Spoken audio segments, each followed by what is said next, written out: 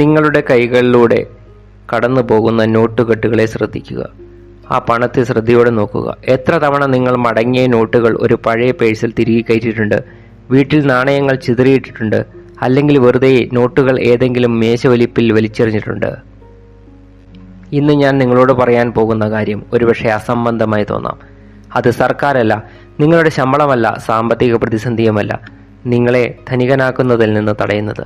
നിങ്ങളുടെ സമൃദ്ധിയുടെ യഥാർത്ഥ കള്ളൻ ഒരുപക്ഷെ നിങ്ങളുടെ ഉള്ളിൽ അല്ലെങ്കിൽ നിങ്ങളുടെ വീട്ടിൽ തന്നെയാണ്. ഇത് അതിശയോക്തിയെ തോന്നുന്നുണ്ടോ? ഒരുപക്ഷെ തോന്നിയേക്കാം. ഇനി ഞാൻ നിങ്ങളോട് പറയാൻ പോകുന്ന മറിഞ്ഞിരിക്കുന്ന ശക്തിയെ നിങ്ങൾ മനസ്സിലാക്കിയാൽ നിങ്ങൾ ഒരു കാര്യം മനസ്സിലാക്കും. പണവും സമൃദ്ധിയുമായുള്ള നിങ്ങളുടെ ബന്ധം പിന്നീട് ഒരിക്കലും പഴയ പോലെ ആയിരിക്കില്ല. അത് കൂടുതൽ മെച്ചപ്പെടും. ഇനി സ്വയം ഈ ചോദ്യത്തിന് ഉത്തരം നൽകുക. നിങ്ങളുടെ എല്ലാ കഠിനാധ്വാനവും ഉണ്ടായിട്ടും നിങ്ങൾ അതേ കടങ്ങളിൽ, സാമ്പത്തിക ബുദ്ധിമുട്ടുകളിൽ എന്തുകൊണ്ടാണ് കുടുങ്ങിക്കിടക്കുന്നത്? നിങ്ങളുടെ കൈകളിലൂടെ കടന്നു പോകുന്ന ആ പണത്തെ ശ്രദ്ധിക്കുക. എത്ര തവണ നിങ്ങൾ മടങ്ങിയ നോട്ടുകൾ ഒരു പഴയ പേഴ്സിൽ തിരികെ കയറ്റിയിട്ടുണ്ട്? വീട്ടിൽ നാണയങ്ങൾ ചിതറിയിട്ടുണ്ട്? അല്ലെങ്കിൽ വെറുതെ നോട്ടുകൾ ഏതെങ്കിലും മേശവലിപ്പിൽ വലിച്ചിട്ടുണ്ട്? ഒരുപക്ഷെ നിങ്ങൾ ഇതിനെക്കുറിച്ച് ഒരിക്കലും ചിന്തിച്ചിട്ടില്ല. പക്ഷേ ഓരോ ചെറിയ ആംഗ്യവും കാണിക്കുന്നു നിങ്ങൾ സമൃദ്ധിയെ എങ്ങനെ കാണുന്നുവെന്ന്. നിങ്ങൾ പണത്തെ പ്രാധാന്യമില്ലാത്ത ഒന്നായി കരുതുന്നുവെങ്കിൽ നിങ്ങളുടെ ജീവിതത്തിൽ അതിൻ്റെ സമൃദ്ധിയെ നിങ്ങൾക്ക് എങ്ങനെ പ്രതീക്ഷിക്കാൻ കഴിയും? കീറിയ നോട്ടുകൾ സൂക്ഷിക്കുന്ന ശീലമുള്ള ഒരാളെ എനിക്കറിയാമായിരുന്നു. അവനെ സംബന്ധിച്ചിടത്തോളം അവ വെറും കടലാസുകളായിരുന്നു. പക്ഷേ സത്യം ഇതാണ്, ഈ പെരുമാറ്റം അവൻ്റെ സാമ്പത്തിക യാഥാർത്ഥ്യത്തെയാണ് പ്രതിഫലിപ്പിച്ചിരുന്നത്. എപ്പോഴും ഒരു പദ്ധതിയുമില്ലാതെ, ഒരു ക്രമവുമില്ലാതെ ജീവിക്കുക. മാസാവസാനം തൻ്റെ സാമ്പത്തിക കാര്യങ്ങൾ എങ്ങനെയെങ്കിലും കൈകാര്യം ചെയ്യുക. ഞാൻ അവനെ ഈ ബന്ധം മാറ്റാൻ പ്രേരിപ്പിച്ചു. അവൻ ശ്രമിക്കാൻ തീരുമാനിച്ചു. അവൻ കേടായ നോട്ടുകൾ വലിച്ചെറിഞ്ഞു. ഒരു പുതിയ പേഴ്സ് വാങ്ങി.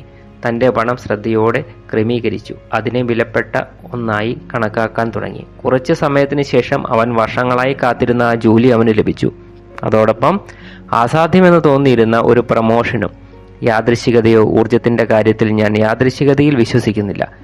ആൽബർട്ട് ഐൻസ്റ്റീൻ പറഞ്ഞിട്ടുണ്ട്, എല്ലാം ഊർജമാണ്. നിങ്ങൾ ആഗ്രഹിക്കുന്ന യാഥാർത്ഥ്യത്തിൻ്റെ ആവൃത്തിയുമായി പൊരുത്തപ്പെടുക, വൈബ്രേഷനുമായി പൊരുത്തപ്പെടുക. നിങ്ങൾക്ക് ആ ഒരു റിയാലിറ്റി, ജീവിത സാഹചര്യം ലഭിക്കാതിരിക്കാൻ കഴിയില്ല. നിങ്ങൾ നിങ്ങൾക്ക് ചുറ്റും വെക്കുന്നതെല്ലാം എപ്പോഴും നിങ്ങളുടെ ഉപബോധ മനസ്സുമായി സംസാരിച്ചു കൊണ്ടിരിക്കുന്നു. നിങ്ങൾക്ക് ചുറ്റും നോക്കുക. നിങ്ങളുടെ വീട് ഇല്ലായ്മയെ പ്രതിഫലിപ്പിക്കുന്ന വസ്തുക്കളാൽ നിറഞ്ഞിരിക്കുന്നുവെങ്കിൽ, നഷ്ടപ്പെട്ട നാണയങ്ങൾ, പഴയ ബില്ലുകൾ, കീറിയ പേഴ്സ്, അപ്പോൾ നിങ്ങൾ എല്ലാ ദിവസവും ഈ സന്ദേശം ഉറപ്പിക്കുകയാണ്, ഇല്ലായ്മയാണ് നിങ്ങളുടെ യാഥാർത്ഥ്യമെന്ന്. നിങ്ങൾക്കൊരു പക്ഷേ ഇതിനെക്കുറിച്ച് ബോധ്യം പോലും ഉണ്ടാവില്ല. പക്ഷേ നിങ്ങളുടെ മനസ്സ് പരിമിതികളിൽ ജീവിക്കാൻ പ്രോഗ്രാം ചെയ്യപ്പെടുകയാണ്. ഇനി ചിന്തിക്കൂ, നിങ്ങൾ എത്ര തവണ കൂടുതൽ പണം സമ്പാദിക്കാൻ ശ്രമിച്ചിട്ടുണ്ട്, എന്നിട്ടും മാസാവസാനം ഒന്നും മാറിയില്ലെന്ന് തോന്നി? എത്ര തവണ നിങ്ങൾ കഠിനാധ്വാനം ചെയ്തു, എന്നിട്ടും സ്വയം അതേ സാമ്പത്തിക ബുദ്ധിമുട്ടുകളിൽ കുടുങ്ങിയതായി കണ്ടെത്തി? പ്രശ്നം നിങ്ങൾ എത്ര സമ്പാദിക്കുന്നു എന്നത് മാത്രമല്ല, മറിച്ച് നിങ്ങളുടെ കയ്യിലുള്ളതിനെ നിങ്ങൾ എങ്ങനെ കൈകാര്യം ചെയ്യുന്നു എന്നതും കൂടിയാണ്. പണത്തെ അനാദരിക്കുന്നത് നിങ്ങളുടെ ജീവിതത്തിലേക്ക് സമൃദ്ധി കൊണ്ടുവരാൻ കഴിയുന്ന അതിഥിയെ പുച്ഛിക്കുന്നത് പോലെയാണ്.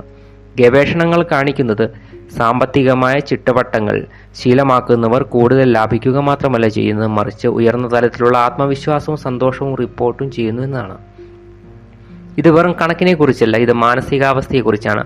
നിങ്ങളൊരു മടങ്ങിയ നോട്ടെടുത്ത് അതിനെ ഒരു വശത്തേക്ക് എറിയുമ്പോൾ നിങ്ങൾ നിങ്ങളോട് തന്നെ പറയുകയാണ്, ഇതിൽ കാര്യമില്ല.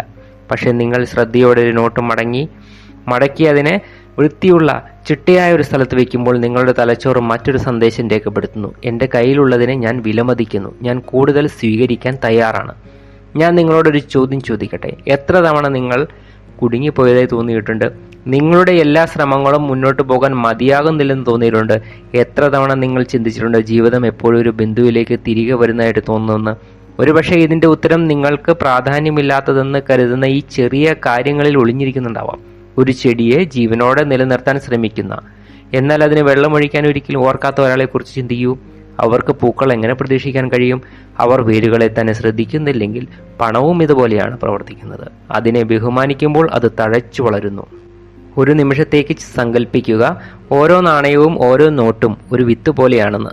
നിങ്ങൾ വിത്തുകളെ ഒരു ഒഴുക്കുമില്ലാതെ ഏതെങ്കിലും മൂലയിൽ വലിച്ചെറിയുകയാണെങ്കിൽ വിളവെടുപ്പിൽ നിന്ന് നിങ്ങൾക്ക് എന്ത് പ്രതീക്ഷിക്കാൻ കഴിയും?